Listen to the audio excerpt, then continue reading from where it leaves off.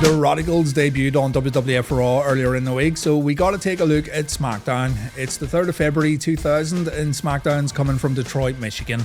I'm going to assume everyone watched Reliving the War earlier in the week, and you guys saw what happened when Chris Benoit, Malenko, Eddie Guerrero and Perry Saturn made their WWF debuts. So with that in mind, I wanted to cover Smackdown this week because every one of these guys compete tonight in the ring. We're kicking the show off with a Mick Foley and Radicalz promo, so let's get started.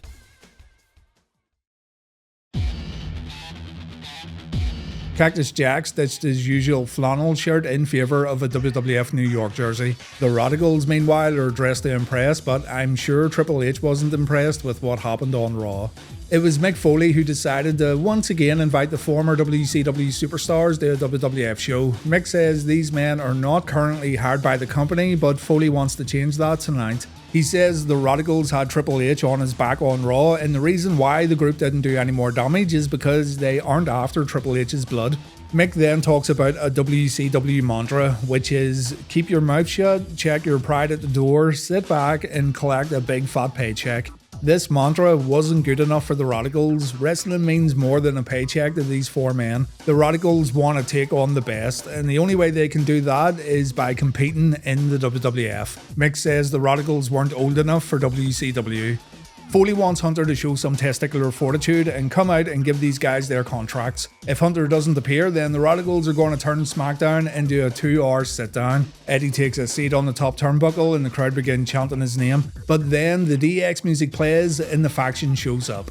Triple H says if he really felt like it, he could walk down to the ring and destroy the Radicalz right now. He could also click his fingers and have security escort the boys away, and that's because the Radicalz are trespassing. They don't work for the WWF. Stephanie takes the microphone, the crowd boo Mrs. McMahon, and Steph says these four may have been big shots in WCW, but around here, newcomers have to prove themselves. After what the Radicalz did on Raw, this group doesn't deserve to compete in the company, and Stephanie says Benoit, Guerrero, Malenko and Saturn are average performers. My. In the interest of fairness though, Triple H wants to give these guys an opportunity. The Radicalz are going to get tryouts, and yeah, quite the quick turnaround here, wasn't it? It's quite the change in attitude. The Radicalz are going to get a one-night permit. They're all going to compete on SmackDown. Dean Malenko versus X-Pac, Saturn and Guerrero versus the New Age Outlaws, and as for Chris Benoit, the last time Triple H saw Benoit, he was a big fish in a small pond. He was the WCW World Heavyweight Champion, the standard bearer. So Benoit's going to step in the ring with the WWF standard bearer, the WWF Champion himself, Triple H.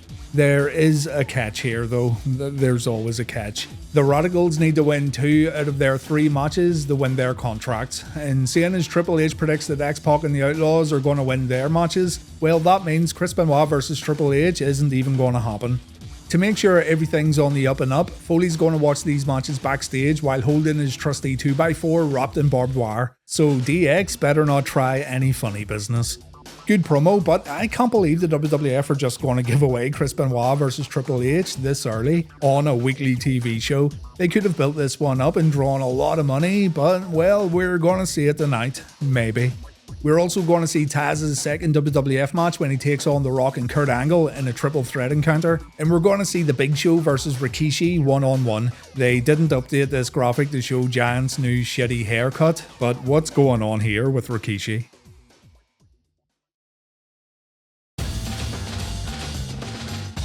There's going to be a women's championship match tonight, and the ladies are drawing straws in the back. The men just had a Royal Rumble to determine the number 1 contender for the WWF belt, and the women are drawing straws. Jackie wins this tense battle, and that means she'll face Harvey Wippleman later for the belt. A fight breaks out afterwards, and Mae Young shouldn't be getting involved. She is pregnant after all.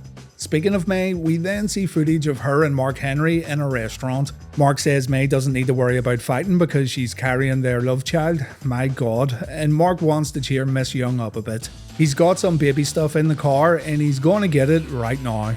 Back in the arena, we've got Chris Jericho versus Gangrel, and before the match gets underway, Chris wants to thank China for watching his back earlier this week on Raw. I mean, it was kinda because of China that Chris lost, but China stood in Jericho's corner with the best intentions, and that means China is one bad mama jamma. Here's a pair we don't see on Raw anymore, Gangrel and Luna Vachon. Gangrel gets in the ring and he gets his ass handed to him by the Ayatollah. A comeback attempt gets stopped by a spinning wheel kick, but Jericho ends up throwing himself out of the ring. Luna scopes Chris out, but Chyna's right there to back the IC champion up. Back in the ring, Gangrel pulls off a scoop slam followed by 2 elbow drops. His efforts get him a 1 count. He then gets sent into the top rope and it looks like he lost a few shirt buttons as he lands on the floor. The IC champ pulls off a facebuster followed by a flying forearm. Gangrel replies with a Russian leg sweep, and the match ends when Gangrel tries a diving sunset flip, but Chris counters into the walls of Jericho. Chyna stops Luna from interfering, and Gangrel gives up even though Chris was seriously struggling to put the funky vampire in his finishing hold. Not sure what happened here.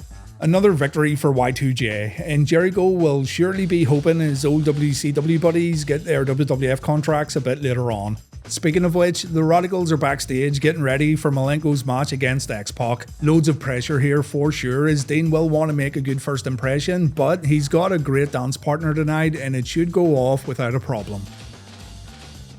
Dean Malenko comes to the ring praying to God that this goes well. It feels really weird seeing Dean inside a WWF ring after watching his entire WCW run on Reliving the War, but the bell rings and it's time for Dino Machino to go to work. Side headlock from X-Pac, shoulder block from X-Pac. Malenko transitions from a headlock to a hammerlock all the way down to a leg trip takedown, and he follows this up with a jumping leg lariat that gets a good reaction from the audience.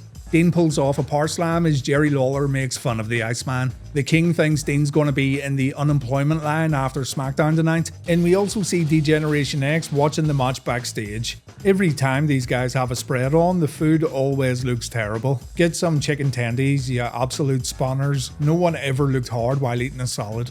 Wippleman performs his signature spinning back kick before planting Stenko Malenko right on the mat. Things aren't looking good right now as Dean takes his first ever WWF chin lock. Plenty more of those in your future, Dean. He breaks free and Pac falls victim to a dragon screw. Malenko can't capitalise, Pac gets up before him and Dean finds himself in position for a Bronco Buster. Fortunately, Dean moves out of the way though and X-Pac takes a suplex as we approach the end of our match.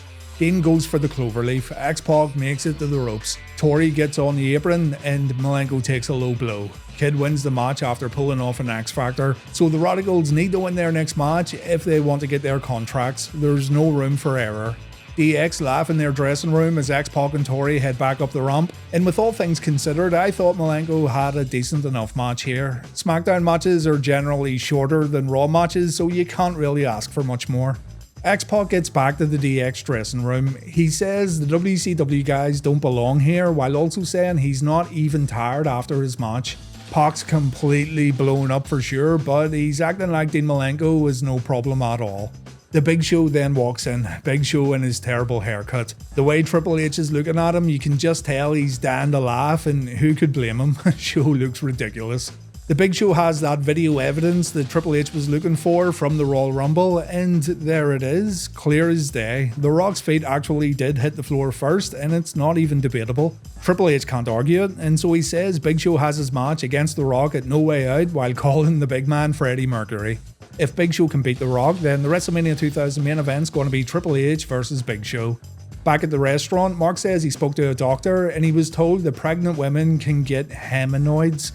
Mae Young says, "Don't you mean hemorrhoids?" before announcing she's already got them. So Mark produces some hemorrhoid cream that even has a little bow on the box, and he promises to bring Mae even more good shit in just a moment.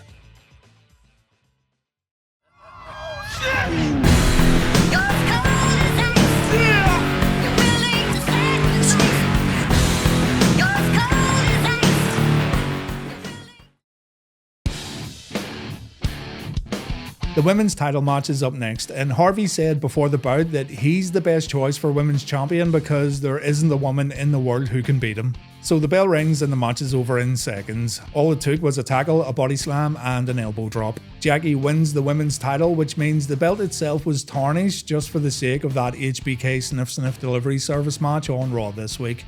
Jackie rips off Harvey's clothes after the bout because, yeah, that's what everyone wants to see. And Harvey runs back up the ramp like a little rat while Jackie celebrates with her championship belt.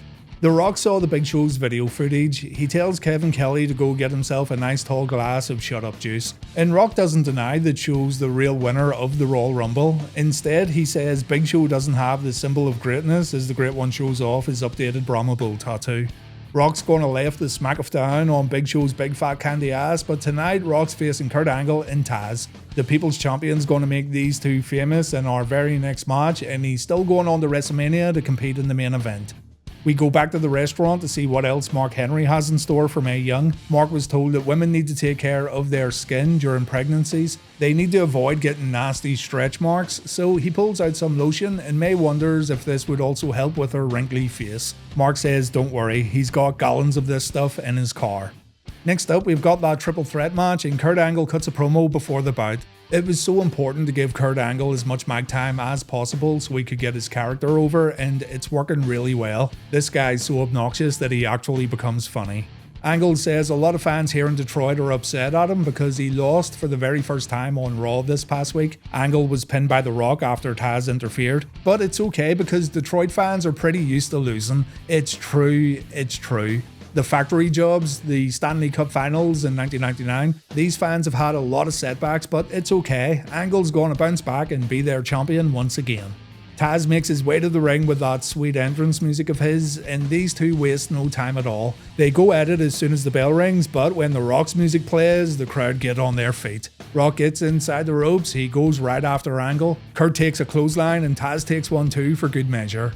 Rock gets cooled down a little with a belly-to-belly suplex from Kurt, and then Angle and Taz double-team Rock. Just when Angle thinks he's got a new friend, he ends up taking a head and arm Tazplex. Angle and Rock then go outside to do a little work, but they are soon joined by the human suplex machine. All three men get in some offense. Angle and Taz fight in the crowd while Rock regained himself at ringside, though Rock soon joins the guys and the Great One takes control of the match. Back inside the ring, Taz pulls off a Northern Light suplex after sending Rock into Angle. Kurt then stops a rock bottom attempt, and for his efforts he gets locked in the Taz mission. Rocky has to break the hold in order to keep the match alive, and then the Rock's able to fire up on both guys as the match comes to a close. Taz takes a DDT, Angle takes a spine buster, Rock then dishes out a few rock bottoms, but the Big Show appears and Rock gets his ass kicked outside the ring. Kurt Angle crawls over to Taz to get a pinfall win, and The Rock gets taken out with a big old chokeslam courtesy of the Big Show. A good TV match right here. Triple threats aren't normally my favourite kind of matches at all, but I thought this one was pretty decent. Just a shame that Taz's momentum's already being derailed so early in his WWF run.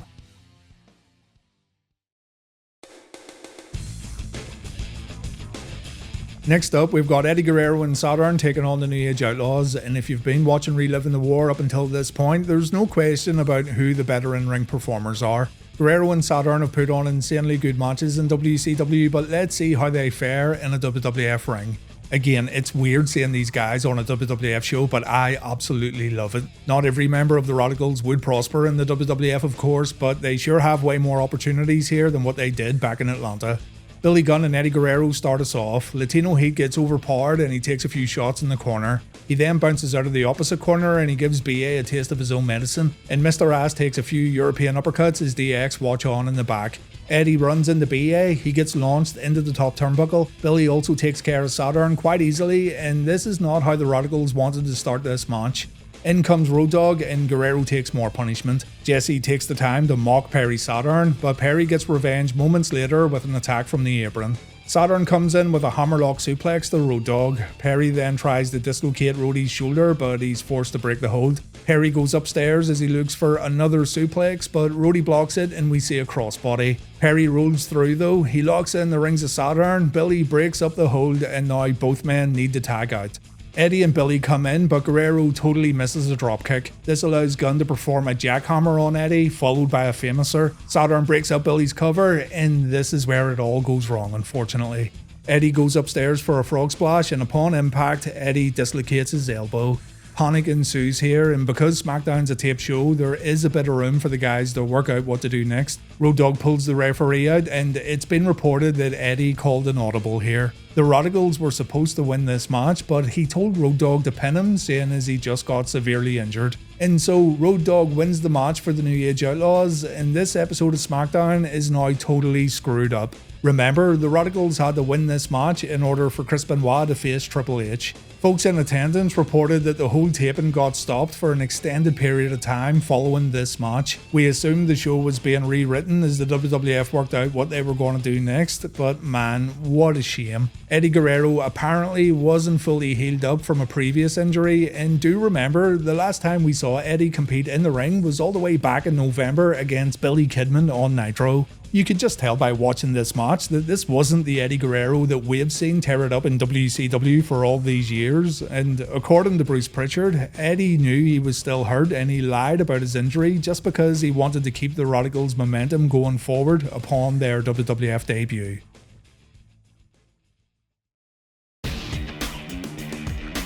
To keep the SmackDown main event safe, Triple H tells his DX comrades that he's still going to face Chris Benoit tonight. The Radicalz aren't getting their contracts, but Chris Benoit can wrestle for the Radicalz' pride tonight inside the ring.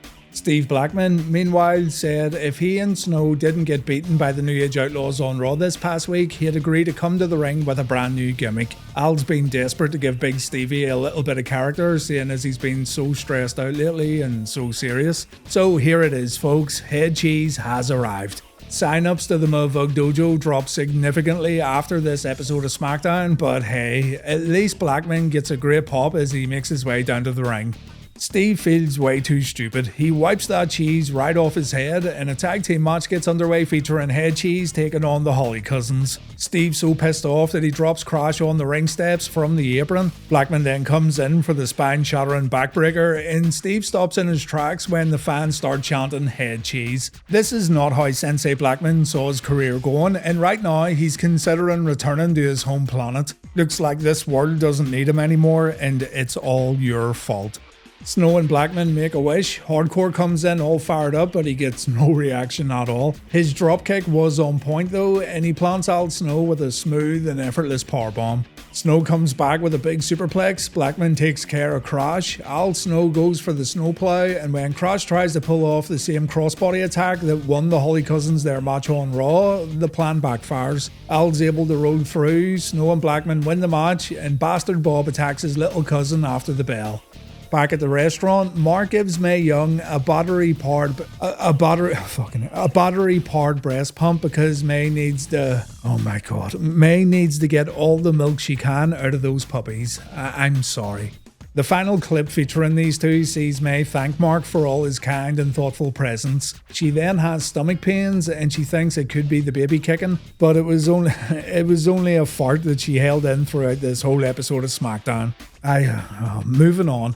Up next, we get to see some big meaty men slapping meat when Rikishi takes on Freddie Mercury inside the ring. Funny how Big Show looks cool on his t-shirt, but you pan up and then you see him looking like this. Nice mustache, Groucho. Insane strength from Rikishi as he pulls off a Samoan drop. Great agility from both men when Kish pulls off a hip toss. Show gets sent to the corner for a running ass attack.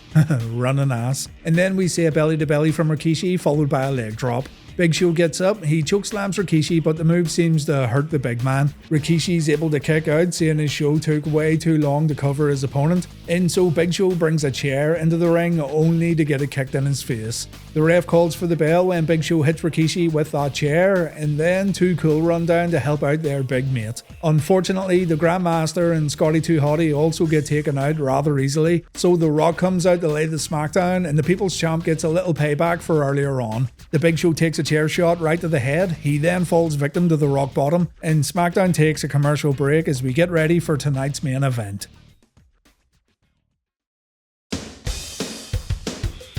Michael Cole informs viewers at home that Eddie Guerrero's been taken to the hospital and he confirms it's for a possible dislocated elbow. D-Generation X, meanwhile, are feeling very confident as Hunter prepares for his main event match. So Triple H and Stephanie make their way down to the ring. Because of Eddie's injury and because Guerrero called an audible, this main event match no longer has any stakes. In storyline, this is pretty much supposed to be Chris Benoit's one and only WWF match, seeing as his teammates failed to beat DX earlier on. But it's still kinda interesting, seeing as we've got the WWF champion in the ring along with the guy who never lost the WCW championship just a few short weeks ago.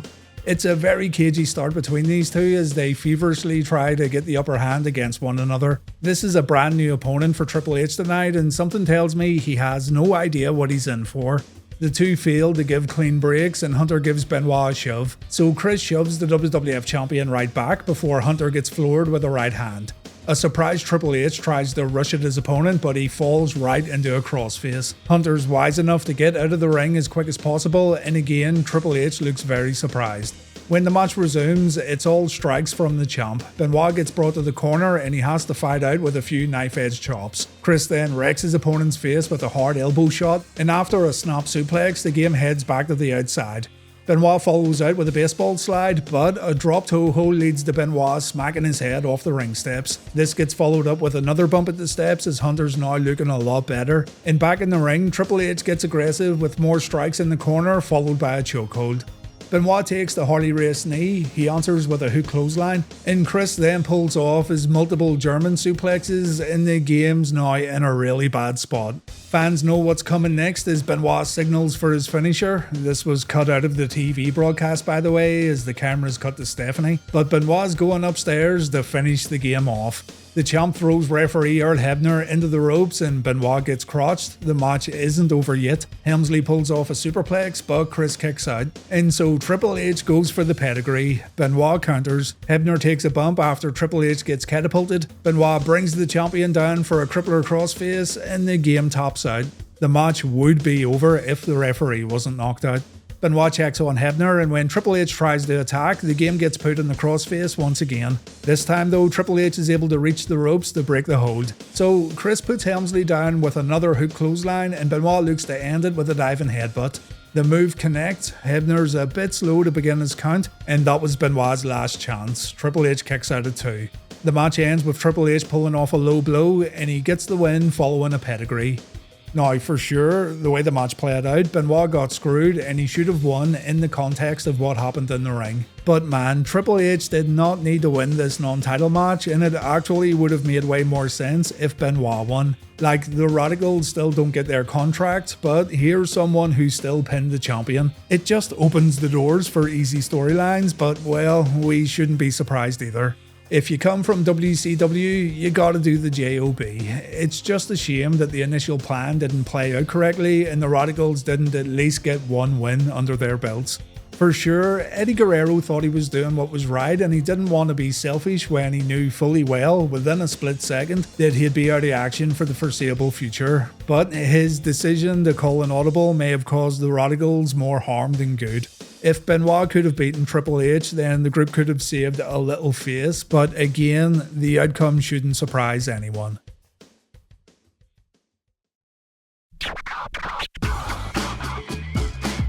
So that was Smackdown, and I hope you enjoyed revisiting this episode. The whole Radicalz storyline must now get altered, and there's a pretty significant change that happens on the next episode of Raw. This change results in what I believe to be one of the best Raw main events of the entire Attitude Era, so come over next week and we'll see what happened in Reliving the War. A good episode of Smackdown here though, and I do enjoy covering these, seeing as I'm getting a bit bogged down with Raw and Nitro every week. So I hope you enjoyed it too, and thanks very much for watching. Please take care.